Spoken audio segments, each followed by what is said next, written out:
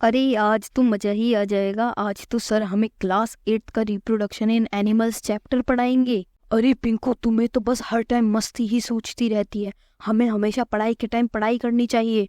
अरे मोटू भाई, मुझे तो आज मेरे बड़े भाई ने रिप्रोडक्शन चैप्टर पढ़ाया था। क्या बात कर रहे हो पिंकू? अच्छा चलो बताओ मुझे कि इस दुनिया में इंसान कैसे आते हैं। अरे मोटू भाई, मुझे मेरे बड़े भाई ने बताया था कि एक दिन मैं कूड़े के ढेर के साइड में पड़ा हुआ था, तो मेरी फैमिली ने मुझे उठा लिया। इसी तरह पूरी दुनिया में इंसान आते हैं। अरे पिंकू, मुझे तो लगता है कि प्रैंक हो गया आपके साथ। चलो अब सर आ गए हैं तो हम चैप्टर पढ़ लेते हैं। Welcome everyone. आज हम लोग पढ़ने वाले हैं class 8 reproduction in animals chapter. सबसे पहले हम लोग पढ़ते हैं रिप्रोडक्शन हमारे लिए क्यों इम्पोर्टेंट है।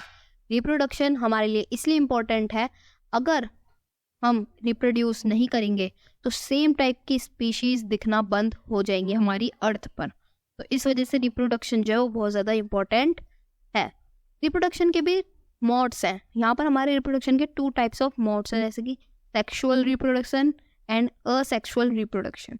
सबसे पहले हम लोग पढ़ते हैं सेक्सुअल रिप्रोडक्शन के। सेक्सुअल रिप्रोडक्शन जो होता है उसके अंदर फ्यूजन होता है मेल और फीमेल गैमेट्स, यानी कि मेल रिप्रोडक्टिव सेल्स और फीमेल रिप्रोडक्टिव सेल्स का फ्यूजन होता है, उसे हम बोलते हैं सेक्सुअल रिप्रोडक्शन। अब हम लोग पढ़ते हैं reproductive parts in humans. Humans के अंदर कौन कौन से रिप्रोडक्टिव पार्ट्स होते हैं, जैसे कि ये फीमेल है, इसके अंदर ओवम है रिप्रोडक्टिव पार्ट, और ये मेल है एक, और मेल के अंदर रिप्रोडक्टिव पार्ट क्या है, स्पर्म। तो यही है, जब इनका फ्यूजन होता है तो एक न्यू इंडिविजुअल पैदा होता है। अब हम लोगों को ये याद रखना है। सबसे पहले हम लोग पढ़ते हैं मेल रिप्रोडक्टिव ऑर्गन के बारे में। मेल रिप्रोडक्टिव ऑर्गन के अंदर क्या होता है, यहाँ पर हमारे पास 2 टेस्टिस होते हैं, स्पर्म डक्ट, जैसे कि ये जो पाइप सा दिख रहा है आपको, इसे हम बोलते हैं स्पर्म डक्ट, और एक पेनिस। ठीक है, ये हमारे ऑर्गन्स हैं जो कि मेल रिप्रोडक्टिव ऑर्गन के अंदर होते हैं। मेल रिप्रोडक्टिव के ऑर्गन जो है उसके अंदर टेस्टिस जो होते हैं वो इन्वॉल्व होते हैं प्रोडक्शन ऑफ स्पर्म्स के लिए, यानी टेस्टिस के अंदर स्पर्म्स बनते हैं, और स्पर्म से एक बार में मिलियंस ऑफ स्पर्म प्रोड्यूस करे जाते हैं टेस्टिस के द्वारा। और जैसे कि हमारे स्पर्म का यहाँ पर हमारा डायग्राम भी है, आप देख सकते हैं कैसा ये स्नेक जैसा लग रहा है। और स्पर्म के भी 3 वो हैं पार्ट्स, जैसे कि ये फर्स्ट है हमारा हेड, ऊपर वाला पीस जो है ये हमारा हेड है, ये बीच वाला हमारा मिडल पीस है, और ये हमारी टेल है। अब हम लोग पढ़ते हैं, मेल रिप्रोडक्टिव ऑर्गन हमारा कंप्लीट हो चुका है। अब हम लोग पढ़ते हैं female reproductive organs. Female reproductive organs के अंदर ओवरीज, यानी कि यहाँ पर देखो एक ही ओवरी है, ये एक ओवरी है, तो इसे प्लूरल फॉर्म में हम बोल लेंगे ओवरीज। मेल रिप्रोडक्टिव ऑर्गन में ओवरीज होती हैं, और ओविडक्ट, जैसे कि यहाँ पर हमारा स्पर्म डक्ट था ये पाइप सा, यहीं पर ओवरी के अंदर, मतलब जो हमारा फीमेल रिप्रोडक्टिव ऑर्गन है इधर, ये ओविडक्ट नाम का एक पाइप है, हम इसे फैलोपियन ट्यूब्स भी बोलते हैं। और इसके अंदर एक यूट्रस भी होता है, जैसे कि ये ओवरी है, ये पूरा ओविडक्ट है, और ये यूट्रस। ठीक है। अब हम लोग पढ़ते हैं, जो ओवरीज होती हैं वो एग्स प्रोड्यूस करते हैं, जैसे यहाँ पर टेस्टिस जो है वो स्पर्म्स प्रोड्यूस करते हैं, और ओवरीज एग्स प्रोड्यूस करती है। मैं आपको अच्छे से समझाने के लिए एग्जांपल दे रहा हूँ, आप लोग याद रखेंगे तो आपको अच्छे से याद रहेगा। अब जैसे कि ये हमारा, हमने फीमेल रिप्रोडक्टिव ऑर्गन के बारे में भी पढ़ा। अब हम देखते हैं कि जो ओवरीज हैं, जो ओवरी है हमारी, उससे हर महीने एक मैच्योर्ड एग रिलीज होता है, जो कि यहाँ पर वेट करता है एक स्पर्म के आने का। अगर स्पर्म नहीं आता तो एक बीमारी हो जाती है, उसे बोलते हैं मेंसुरेशन। अब ये मेंसुरेशन क्या बीमारी है आप लोग आगे वाली क्लासेस में पढ़ेंगे।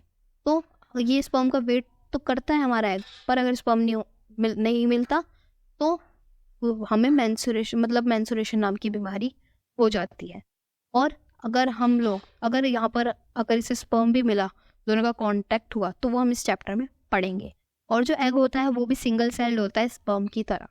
अब हम लोग पढ़ते हैं सबसे पहले फर्टिलाइजेशन यही है, जब एग और हमारा मेल, ये जो है मेल हमारे एग्स टाइप की गैमेट समझो आप, स्पर्म और एग का फ्यूजन होता है, हम उसे ही फर्टिलाइजेशन कहते हैं, और जिससे बनता है जाइगोट इससे फॉर्म होता है, जो कि फर्टिलाइजेशन के बाद बनता है। यहाँ पर भी 2 टाइप्स की फर्टिलाइजेशन है। फर्स्ट है इंटरनल फर्टिलाइजेशन, सेकेंड है एक्सटर्नल फर्टिलाइजेशन। सबसे पहले हम लोग पढ़ते हैं इंटरनल फर्टिलाइजेशन के बारे में। इंटरनल फर्टिलाइजेशन जो होता है वो फ्यूजन ऑफ स्पर्म और एग जो है वो बॉडी के अंदर होता है। किसकी बॉडी के अंदर? फीमेल की बॉडी के अंदर। और ये ज़्यादातर कहाँ होता है? काउज, डॉग्स और ह्यूमंस के अंदर इंटरनल फर्टिलाइजेशन होता है। अब हम लोग पढ़ते हैं एक्सटर्नल फर्टिलाइजेशन। एक्सटर्नल फर्टिलाइजेशन भी ये बहुत ज़्यादा इंटरेस्टिंग बात है। जैसे कि ये जो फ्रॉग है, ये इसने बहुत सारे एग ले कर दिए, यानी बहुत सारे एग रिलीज कर दिए। अब जो मेल फ्रॉग होगा वो वाटर के अंदर अपने स्पर्म्स छोड़ देगा और वो स्पर्म्स इस एग के अंदर जाएंगे और ये एग जो है फर्टिलाइज हो जाएगा और इससे छोटे छोटे फ्रॉग्स आ जाएंगे। और ये ज़्यादातर फ्रॉग, फिशेज और स्टारफिश करती हैं ये वाला एक्सटर्नल फर्टिलाइजेशन। अब हम लोग पढ़ते हैं फर्टिलाइजेशन इन ह्यूमंस। ह्यूमंस के अंदर भी फर्टिलाइजेशन कैसे होता है? जब जाइगोट बन जाता है मेल और फीमेल गैमेट्स के फ्यूजन के बाद, तो वो फैलोपियन ट्यूब के अंदर ही बनता है, यानी जो मैंने आपको बताया था ओविडक्ट के अंदर ही वो वेट करता है और यहाँ पर वो फर्टिलाइज हो जाता है। और जब भी फर्टिलाइज हो जाता है, जैसे कि ये जाइगोट है, ठीक है, जाइगोट जो है वो फर्टिलाइजेशन प्रोसेस के बाद होता है, मैंने आपको ये बता दिया। और ये अपने आप को डिवाइड करने लग जाता है, जिससे बॉल ऑफ सेल्स बन जाता है, जैसे कि एक टाइप से बॉल टाइप की बनने लग जाती है, जैसे कि ये आप देख सकते हैं।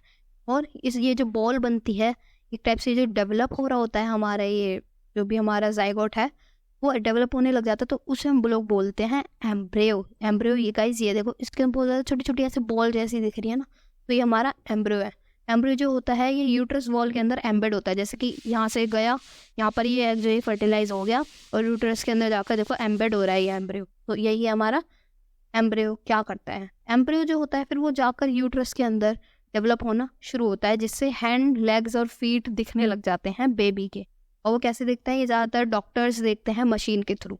और जो एम्ब्रियो है वो जब आइडेंटिफाई होने लग जाता है अच्छे से, जब उसके अंदर हमें सारे पार्ट्स दिखने लग जाते हैं, तो हम उसे बोलते हैं फीटस। हमें इसे फोर्टस नहीं बोलना है, हमें इसे फीटस बोलना है।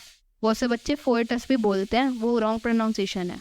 अब हम लोग पढ़ते हैं embryo implanted in the uterus. Embryo uterus के अंदर जाता है। यूट्रस के अंदर क्यों जाता है? जैसे कि आपको ऊपर वाला डायग्राम देखना पड़ेगा, यहाँ पर एम्ब्रियो जो है एम्बेड करना शुरू करता है और वो यूट्रस के अंदर जाता है, क्योंकि उसे यूट्रस में स्पेस भी मिल जाता है, इस वजह से वो वहीं पर जाता है। होप करता हूँ आपको सेक्सुअल रिप्रोडक्शन जो है ये अच्छे से समझ आ गया होगा।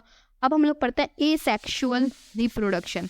एसेक्सुअल रिप्रोडक्शन जो होता है, इसके अंदर सिंगल पेरेंट इन्वॉल्व होता है, यानी कि इसके अंदर 2 पेरेंट्स की जरूरत नहीं पड़ती। दोनों में यही डिफरेंस है सेक्सुअल और एसेक्सुअल में, कि सेक्सुअल रिप्रोडक्शन के अंदर 2 पेरेंट्स इन्वॉल्व होते हैं और एसेक्सुअल के अंदर सिंगल पेरेंट इन्वॉल्व होता है, जिसमें फ्यूजन, गैमेट्स का फ्यूजन होना ज़रूरी नहीं होता।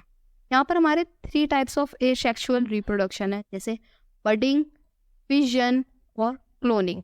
हम सबसे पहले पढ़ते हैं बडिंग। आखिरकार बडिंग होता क्या है? बडिंग जो है वो न्यू इंडिविजुअल को फॉर्म करने के लिए पेरेंट की बॉडी से ही निकलता है। जैसे कि मैं आपको अच्छे से समझाता हूँ, ये हाइड्रा है, ठीक है, यहाँ से एक छोटा सा पार्ट निकला, एक बर्ड टाइप का निकला, ठीक है, वो धीरे धीरे बड़ा होता है, इस हाइड्रा जितना ही बड़ा हो जाता है फिर वो टूट के नीचे गिर जाता है, तो इससे एक नया हाइड्रा बन जाता है। ये ज़्यादातर किस में हुआ जाता है? प्लांट्स, फंगाई, हाइड्रा और ईस्ट इसी तरह से रिप्रोड्यूस करते हैं। नेक्स्ट हम लोग पढ़ते हैं फिजन। फिजन का फुल नेम है बाइनरी फिजन। बाइनरी फिजन जो होता है ये अमीबा के अंदर होता है, ये भी अमोएबा नहीं पढ़ना हमें, अमीबा, ये अमीबा के अंदर होता है। अमीबा के अंदर ये कुछ नहीं करता है, जैसे कि यहाँ पर अब इसने सोचा कि हाँ इसका भी कोई बेबी होना चाहिए, तो ये धीरे धीरे अपने आप को डिवाइड कर लेता है 2 हिस्सों में। जैसे ये टूट गया, देखो यहाँ पर एक था, धीरे धीरे डिवाइड हुआ और यहाँ पर आके टूट गया, बस यही है फिजन के अंदर। यह है क्लोनिंग। ये बहुत ज़्यादा इंटरेस्टिंग टेक्निक है जो कि अभी फ़िलहाल में ही आई है और इसके बारे में हमें अपने इस चैप्टर में ज़्यादा समझाया नहीं है, इसके लिए अलग चैप्टर आप हायर क्लासेस में पढ़ोगे। अभी इसके अंदर ये बताया है कि क्लोनिंग जो होता है इसके अंदर सेल और टिश्यूज़ को एग्जैक्ट कॉपी किया जाता है जिस ऑर्गेनिज्म को हमें बनाना है। जैसे कि एग्जांपल एक डॉली, ये डॉली एक शीप है जिसका नाम होता है, उसे क्लोनिंग के द्वारा बनाया जाता है, जिसे बनाते हैं लैन विल्मेट। इन्होंने आविष्कार किया था, इसे इन्होंने इन्वेंट किया था अपने दोस्तों या टीम के साथ इन 1996 के अंदर। अब हम लोग बहुत ज़्यादा इंपॉर्टेंट टॉपिक पढ़ने वाले हैं इस चैप्टर का, जो कि है oviparous animals and viviparous animals. सबसे पहले हम लोग पढ़ते हैं ओविपेरस एनिमल्स के बारे में। ओविपेरस एनिमल्स वो एनिमल्स होते हैं जो कि एग ले करते हैं, जो कि अंडे देते हैं, उन्हें हम लोग बोलते हैं ओविपेरस एनिमल्स, जैसे कि बर्ड्स, लिजर्ड्स, स्नेक और फ्रॉग्स। नेक्स्ट हमारा विविपेरस। विविपेरस वो एनिमल होता है जो कि डायरेक्ट यंग वंस को बर्थ देते हैं उन्हें हम लोग बोलते हैं विविपेरस एनिमल्स। ये जो हमारा विविपेरस एनिमल्स है ये हैं हमारे कुछ काउ, डॉग्स और ह्यूमंस ऑल्सो। अब हम लोग पढ़ने वाले हैं मेटामॉर्फोसिस। मेटामॉर्फोसिस क्या होता है? मेटामॉर्फोसिस में एक लार्वा है जो कि अडल्ट के अंदर कन्वर्ट हो जाता है। मतलब अच्छे से समझाता हूँ मैं आपको। जैसे कि फर्स्ट जो हमारा प्रोसेस है ये एग्स, सबसे पहले ये एग्स थे, ये धीरे धीरे कन्वर्ट हुए अर्ली टेडपोल, जैसे कि ये देखो पत्ते जैसे हो गए, और धीरे धीरे यहाँ पर इसके हाथ वाथ भी आने लग गए, मछली जैसा लग रहा है, इसके हाथ वाथ आने लग गए और धीरे धीरे एडल्ट फ्रॉग में कन्वर्ट हो गया। यही हमारा मेटामॉर्फोसिस। मेटामॉर्फोसिस हार्मोन के द्वारा होता है। एक हार्मोन होता है जो कि मेटामॉर्फोसिस को कंट्रोल करता है फ्रॉग के अंदर। जैसे कि उस हार्मोन का नाम है यहाँ पर दिया हुआ है थायरॉक्सिन। थायरॉक्सिन जो होता है वो थायराइड ग्लैंड के अंदर से रिप्रोड्यूस होता है फ्रॉग के अंदर, और जो टेडपोल है वो मेटामॉर्फोसिस के द्वारा एक अडल्ट फ्रॉग के अंदर कन्वर्ट हो जाता है। अब एक और बात है, अगर हम टेडपोल के अंदर से थायरॉक्सिन हार्मोन निकाल ले, जैसे इस टेडपोल से थायरॉक्सिन हार्मोन निकाल ले, तो क्या वो फ्रॉग बन पाएगा? इसका आंसर है नहीं, क्योंकि यही हार्मोन जो है वो पूरे मेटामॉर्फोसिस प्रोसेस को कंट्रोल करता है। तो हम लोग पढ़ते हैं hormone responsible for Metamorphosis in insects. Insects के अंदर कौन कौन से हार्मोन रिस्पॉन्सिबल होते हैं? ये हमारा इतना ज़्यादा इंपॉर्टेंट नहीं है, पर आप एग्जाम्पल के लिए लिख सकते हो, जैसे कि PTTH, एसाइडिसोन एंड JH, ये हमारे कुछ हॉर्मोन्स हैं। आप एग्जाम्पल के लिए याद कर लो, वैसे इतने इंपॉर्टेंट है नहीं। तो अगर आपको ये वाली वीडियो अच्छी लगी हो तो इस वीडियो को लाइक करके मेरे चैनल को सब्सक्राइब कर देना। मिलता है किसी और वीडियो में, तब तक के लिए till then see you soon.